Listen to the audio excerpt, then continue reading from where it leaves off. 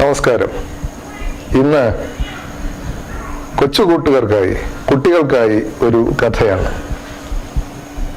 എൻ്റെ ബാലസാഹിത്യ കഥാ സമാഹാരത്തിൽ നിന്ന് ഉള്ള ഒരു കഥയാണ് അക്ഷരക്കൂട്ടുകാർ. നമുക്കറിയാം, കുട്ടികളെ സംബന്ധിച്ച് രണ്ട് അത്ഭുതങ്ങളാണ് കടലും ആനയും. അതാദ്യം കാണുന്നവർ വളരെ അത്ഭുതത്തോടെയാണ് ഈ രണ്ട് കാര്യങ്ങളും വീക്ഷിക്കുന്നത്. ആനയെ കാണുമ്പോൾ പിന്നീട് ആനക്കാരനെ, ആനയെ കൊണ്ടുപോകുന്ന ആളിനെ, ആന പുറത്തിരിക്കുന്ന ആളിനെ ഒക്കെ ഒരു വീര ആരാധനയോടെയാണ് കുട്ടികൾ ആദ്യം കാണുന്നത്. പിന്നീട് ആനയുടെ അടുത്ത് പോകാൻ, ആനപ്പുറത്ത് കയറാൻ ഉള്ള ആഗ്രഹങ്ങളാണ്. എന്തിനാ നമ്മൾ കൂടുതൽ പറയുന്നു, വിദേശികൾ സായിപ്പും മദാമ്മയും പോലും ഇവിടെ വന്ന് ആനപ്പുറത്ത് കയറുന്നത് നമ്മൾ കണ്ടിട്ടുണ്ട്. ചിലർ ആനയുടെ അനുഗ്രഹം വാങ്ങാനായി കൊച്ചുകുട്ടികളെ എടുത്ത് ആനയുടെ അടുത്ത് പോയി അപകടത്തിൽപ്പെടുന്നതും നമ്മൾ കണ്ടിട്ടുണ്ട്. എന്തായാലും ആനപ്പുറത്ത് കയറാൻ ആഗ്രഹിക്കുന്ന ഒരു കൊച്ചുകുട്ടിയുടെ വിശേഷങ്ങളാണ് ഈ കഥയിൽ പറയുന്നത്. അക്ഷരക്കൂട്ടുകാർ എന്നാണ് ഈ കഥയുടെ പേര്.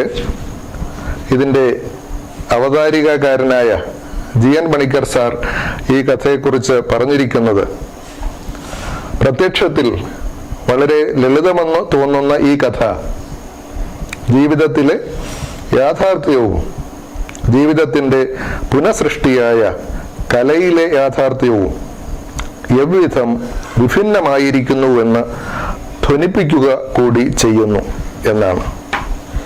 ഇനി ആ കൊച്ചു കഥയിലേക്ക് വരാം. അക്ഷരക്കൂട്ടുകാർ.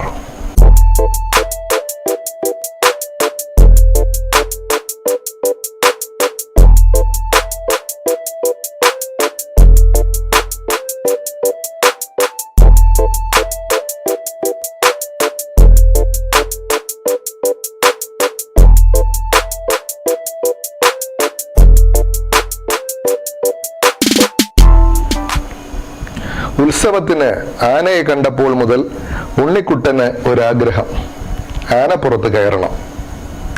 അച്ഛനോട് അത് പറയുകയും ചെയ്തു. മോൻ കുഞ്ഞല്ലേ, വലുതാകുമ്പം കയറാം. എന്നാ വലുതാവുക? അത് സ്കൂളിലൊക്കെ പോയിട്ട്. എന്നാ സ്കൂളിൽ പോവുക? അടുത്ത വിദ്യാരംഭത്തിന് ഹരിശ്രീ എഴുതാം. എന്നിട്ട് അക്ഷരം എഴുതി പഠിക്കണം. അക്ഷരം എഴുതിയാലേ ആനപ്പുറത്ത് കയറ്റുള്ളൂ. ആന എന്ന് എഴുതി പഠിച്ചിട്ടേ ആനപ്പുറത്ത് കയറാൻ പാടുള്ളൂ. അത് കേട്ടതിന് ശേഷം ഉണ്ണിക്ക് വിദ്യാരംഭം വരാൻ തിടുക്കമായി. കാത്തിരുന്ന ദിവസം വന്നു. അമ്മ ഉണ്ണിയെ കുളിപ്പിച്ച് കസവും ഉടുപ്പിച്ചു. എല്ലാവരും പൂജാമുറിയിലേക്ക് വന്നു. മുത്തച്ഛന്റെ മടിയിലിരുന്നാണ് ഹരിശ്രീ എഴുതിയത്. അരിയിൽ അക്ഷരം എഴുതി കഴിഞ്ഞ് മുത്തച്ഛൻ സ്ലേറ്റിലും എഴുതി കൊടുത്തു. അതുപോലെ എഴുതി പഠിക്കണമെന്ന് പറയുകയും ചെയ്തു. ഉണ്ണി എഴുന്നേറ്റ് ചേച്ചിയെയും കൂട്ടി ചേച്ചിയുടെ മുറിയിലേക്ക് പോയി.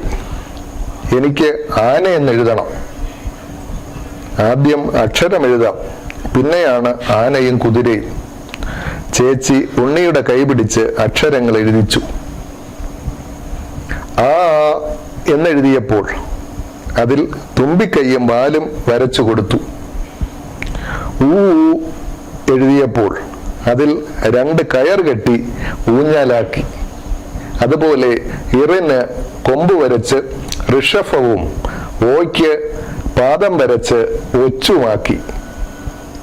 അക്ഷരങ്ങളിൽ ഊഞ്ഞാലാടുമ്പോൾ സമയം പോയത് അറിയുന്നില്ല. എന്നാലും ഉണ്ണി ആനയ്ക്ക് വേണ്ടി വാശി പിടിച്ചു. അങ്ങനെ ചേച്ചിയുടെ സഹായത്തോടെ ആന എന്ന് എഴുതി അച്ഛനെ കാണിച്ചു. പിറ്റേന്ന് അച്ഛൻ ഉണ്ണിയെ ആനപ്പുറത്ത് കയറ്റാൻ കൊണ്ടുപോയി. വിചാരിച്ചതുപോലെയല്ല, വളരെ പാടുപെട്ടാണ് ആനപ്പുറത്ത് കയറി പറ്റിയത്. ആനക്കാരൻ ചേർത്ത് പിടിച്ചിരുന്നെങ്കിലും മാനത്ത് പൊങ്ങിയതുപോലെയാണ് തോന്നിയത്. മാനവും മരങ്ങളുമല്ലാതെ മറ്റൊന്നും കാണുന്നില്ല. പേടിച്ച് ഉണ്ണിക്കുട്ടൻ കരഞ്ഞുപോയി. തിരികെ വീട്ടിലേക്ക് വന്നപ്പോൾ ഉണ്ണിക്ക് ഒരു കാര്യം ഉറപ്പായി. യഥാർത്ഥ ആനപ്പുറത്ത് കയറുന്നതിനേക്കാൾ രസം അക്ഷരങ്ങളുടെ ആനപ്പുറത്തേറി നടക്കുന്നതാണ്.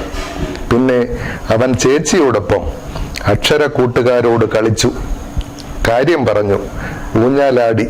ഹായ്, നല്ല രസം.